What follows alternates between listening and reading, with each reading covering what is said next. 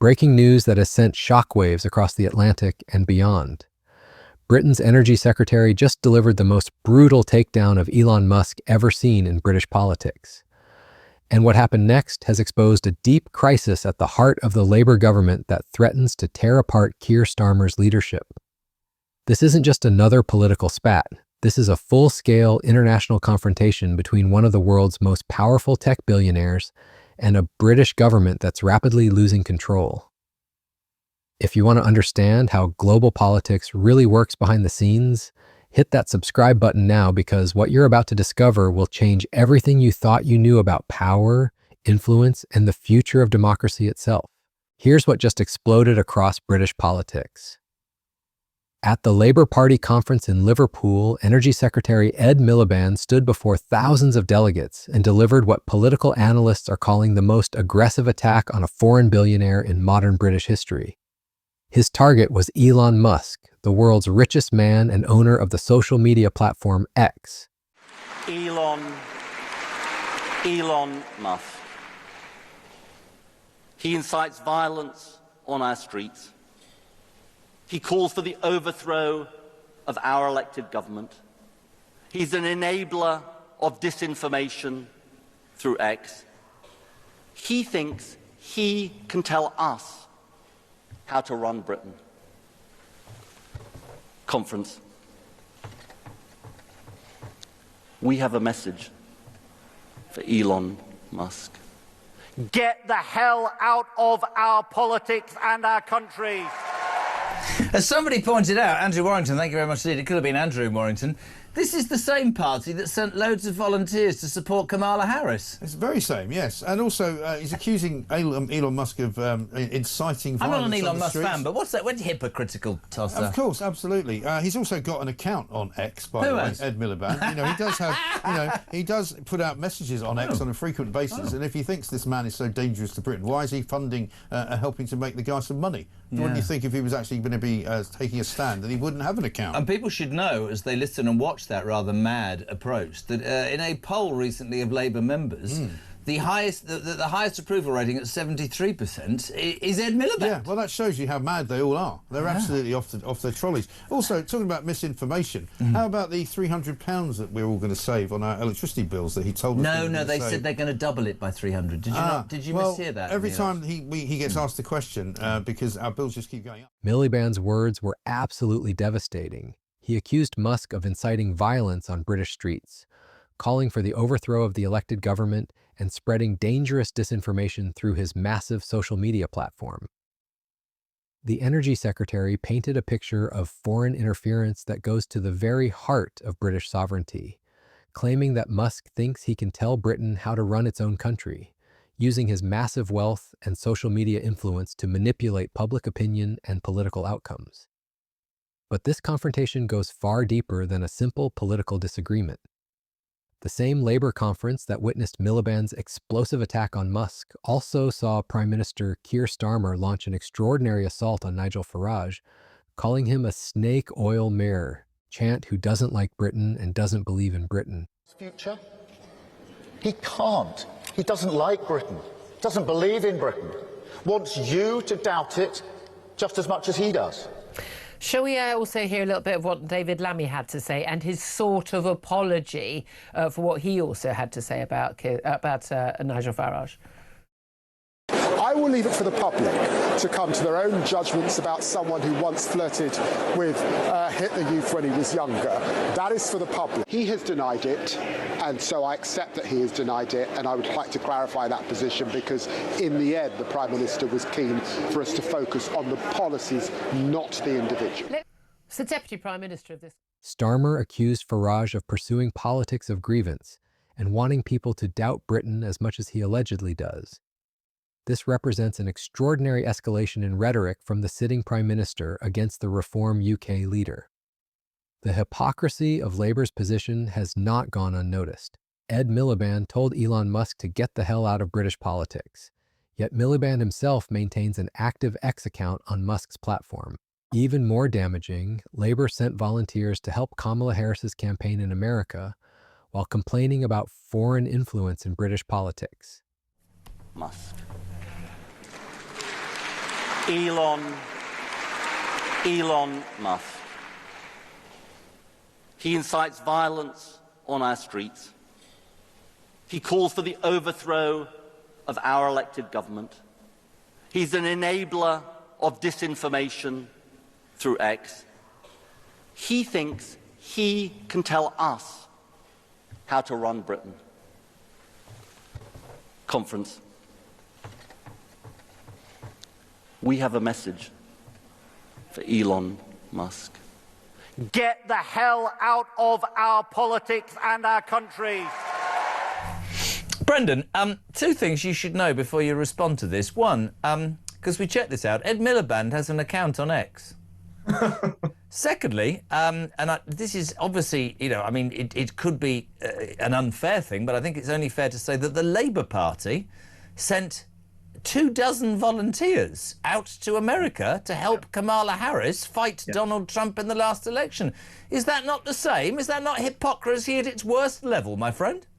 Disgusting hypocrisy. You know, when X and Twitter and all that lot was run by billionaires who they liked, who were on their side, who are pro-Democratic Party, pro-Labour Party, they had no problem with political meddling at all. In fact, they encouraged it. Now that X is run by This double standard has provided ammunition for critics who accuse the government of selective outrage when it comes to international political involvement.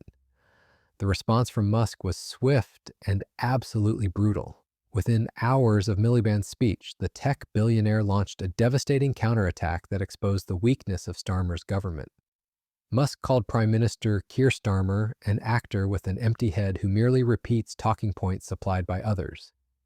This wasn't just a personal insult. It was a calculated assault on Starmer's credibility and leadership that reached over 200 million followers on X.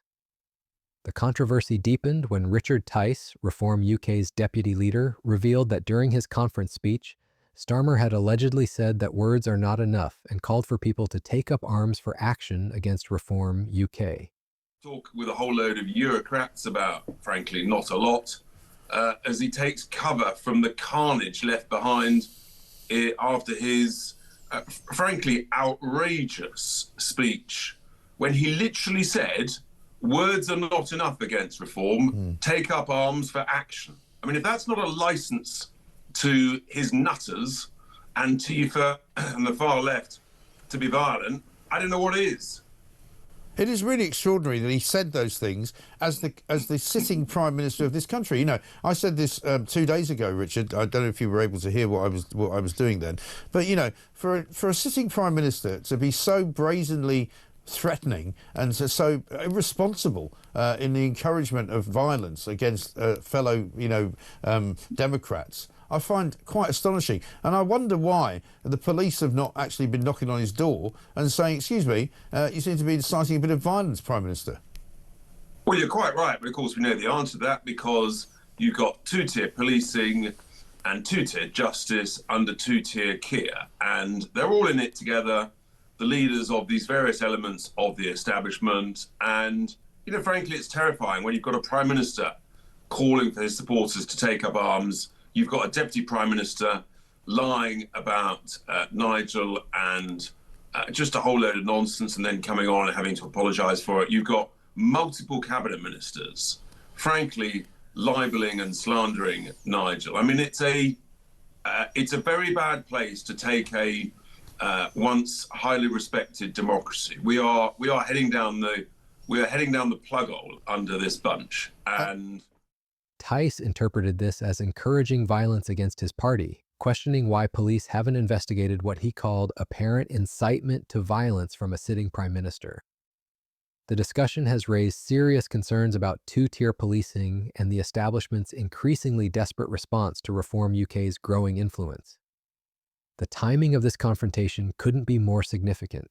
This explosive exchange comes amid a months-long feud between Musk and the British government over one of the most sensitive issues in modern British politics: the grooming gang scandal that has haunted Britain for over a decade.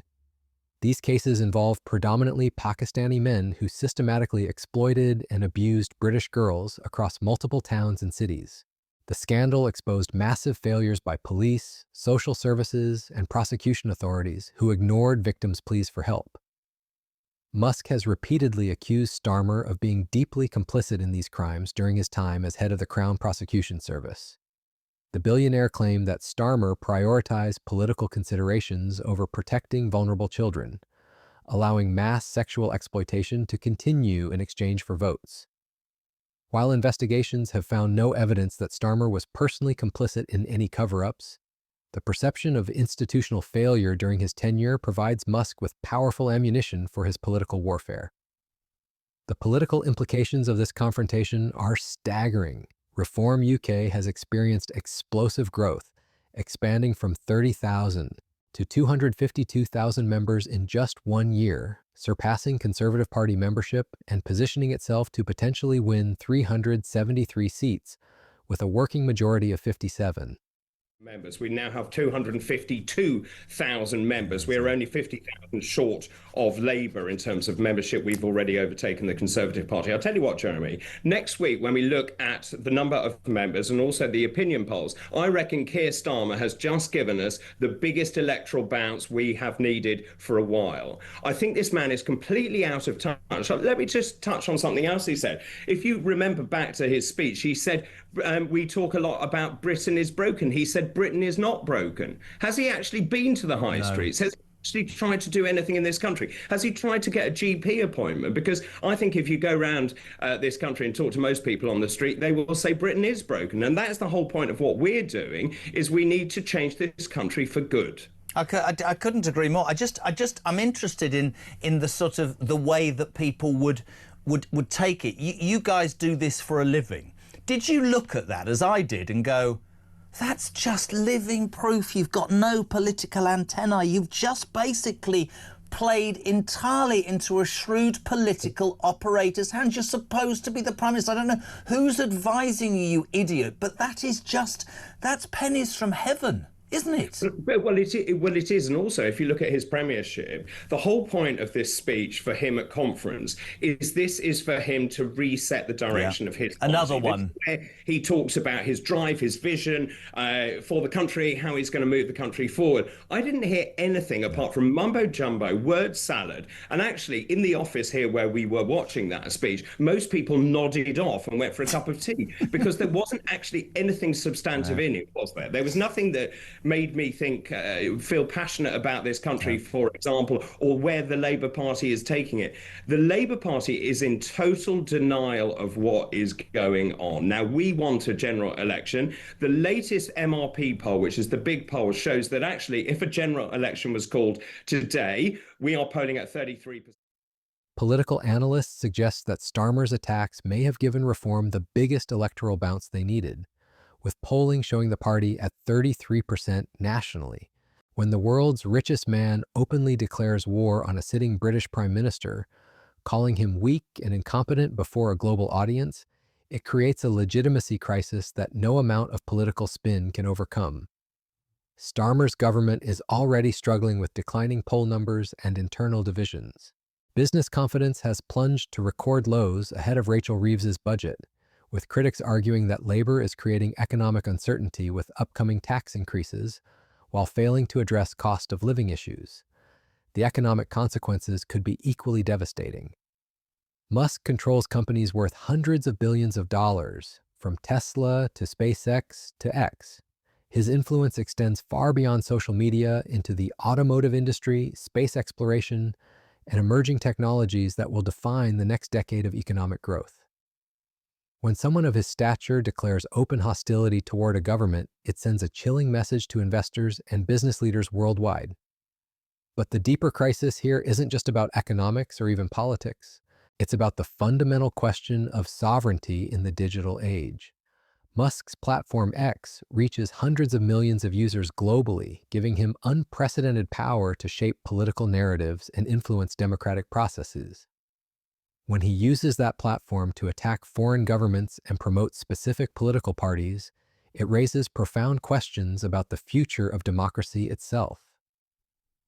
The Labour Party conference became the stage for this confrontation, but the real battle is being fought in the digital realm where Musk holds overwhelming advantages. His posts reach more people than traditional media outlets, his algorithms can amplify or suppress information at will, and his global influence extends far beyond any single country's borders.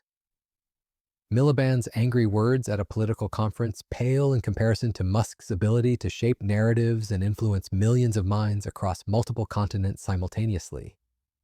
The international dimensions of this conflict extend far beyond Britain's borders. Musk's attacks on European governments have become a pattern, with leaders in Germany, France, and Norway all facing similar campaigns of digital harassment and political interference.